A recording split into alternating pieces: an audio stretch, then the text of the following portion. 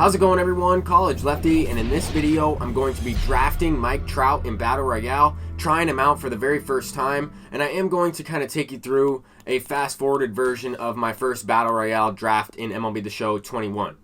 I really want to get Mike Trout on my ranked seasons team so that way I can grind some stats and start leveling up his community parallel. I really think that Mike Trout card will be one of the best cards for the entirety of the game. I strongly think that he will also be pretty similar to the 99 overall version that we get later on in the year, whether it's a signature series, whether it's an MVP card. I think that live series Trout will certainly be end game. I think that he's already the best card in the entire MLB The Show 21 game right now. And then I think Chipper Jones and Alfonso Soriano are right behind him.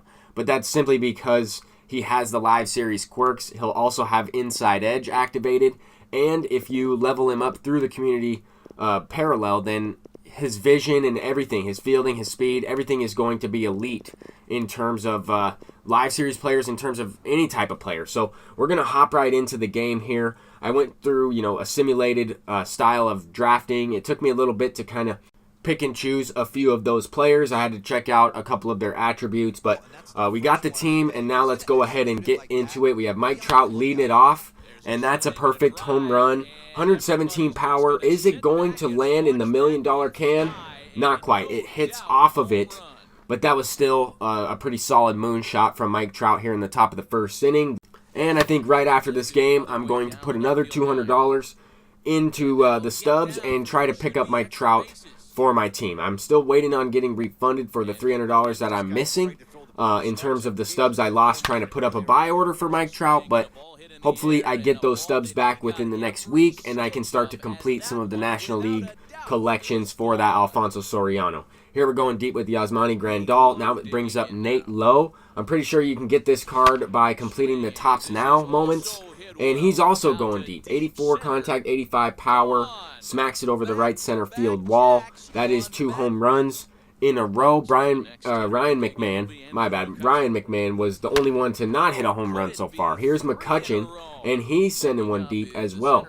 So that is 3 home runs in a row. We are actually 1 home run away from tying the record. I believe teams have hit 4 consecutive home runs in the same game like 9 or 10 times. So that's kind of crazy.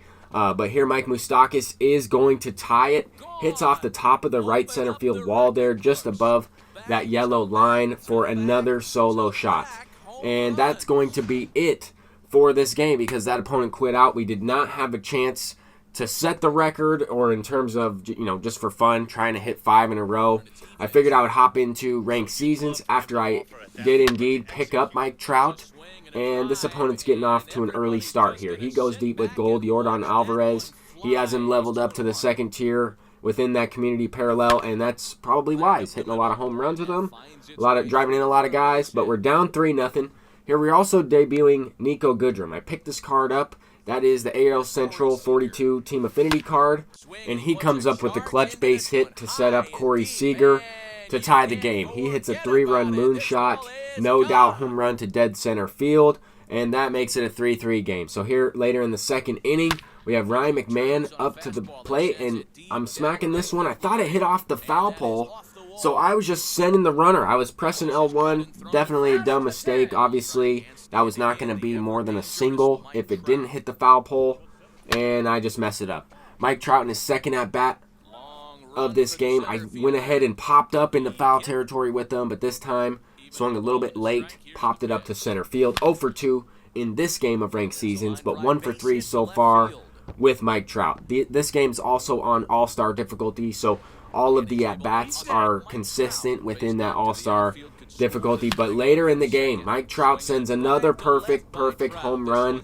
off of the scoreboard. 117 power with the inside edge. I mean, that's ridiculous. That is insane at this point in the year. I'll also be trying to pick up a couple other guys within the Team Affinity program that have power up near the hundreds or up above the hundreds. NIKO GOODRUM goes deep in his debut, and that is exactly what I'm looking for. I was kind of struggling a little bit with that card in the Showdown, so it had me a little bit worried when selecting him.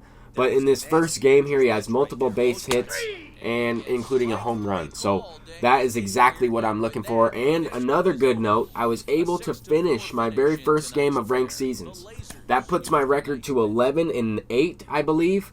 But that's also 8 disconnects. I have received that blue screen error message in every single one of those losses. Most of the games that I've won, actually 10 of them, were all due to quits. So if I'm not making the person quit, or if the other opponent does not quit in the game, I have had like 0 chance to win because I've gotten a blue screen every single time except for that last game. So that was pretty cool to see. Now we're just going to go ahead and hop into some event gameplay. I wanted to try and see if I would be able to finish an event game, and I was able to finish a few of them, but also the first couple games I played, both of the opponents quit. So I wanted to make sure that I could, finish a 3-inning game, and we were able to finish a couple here, and that's something that I'm looking forward to. I just want to finish the game without, disconnecting, without my screen going completely blue, and I lose some of the game capture footage. Here is Roberto Clemente's debut, and he's going deep with the no-doubter. Not really a no-doubt animation, but there is no chance for him to rob that one. We also upgrade Shohei Ohtani in that game.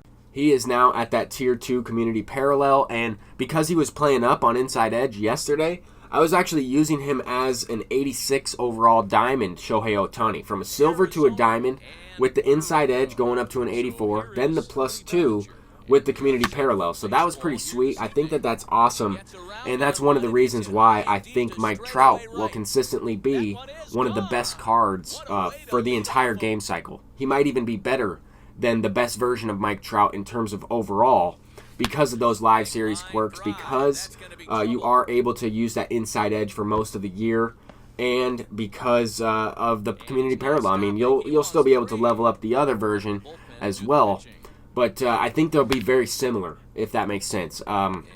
Anyway, I'm getting a little off track here, but that's kind of what I'm thinking about as I'm playing some of these games. I want to try to get some of these players leveled up. Here we're actually down to our last out, 2-0 count, going with the fastball away, and Cody Bellinger ties the game up. So we are also going to get some of our first experience of extra innings with the brand new rule where they set up a guy on second base for you.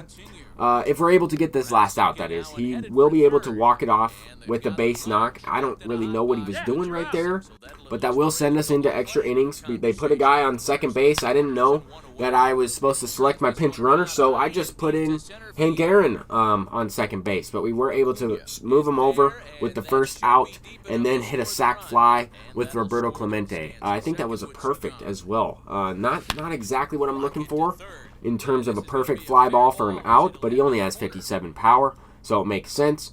Here we have Eugenio Suarez coming in with a clutch base knock, and that is huge because now, even if he hits a home run here to start off the inning, he'll still have to score another one, obviously, to walk it off. But, I mean, it's pretty much a given that they're going to score that run on second base just because it automatically activates the clutch attribute for these players, and it's already in extra innings. The pitchers are low on energy. It's almost set up for that run to score almost every single time. So it is nice here that we go to Adam Ottavino, get a couple of strikeouts. He does have a chance to win the game here, but Jeff McNeil grounds out to second base. So we're able to finish a few of these games. That is a good sign. Hopefully I'll be able to continue to finish some of these games, but that's going to do it. Mike Trout's debut. I'm College Lefty, and I'll see you in the next one. Peace out.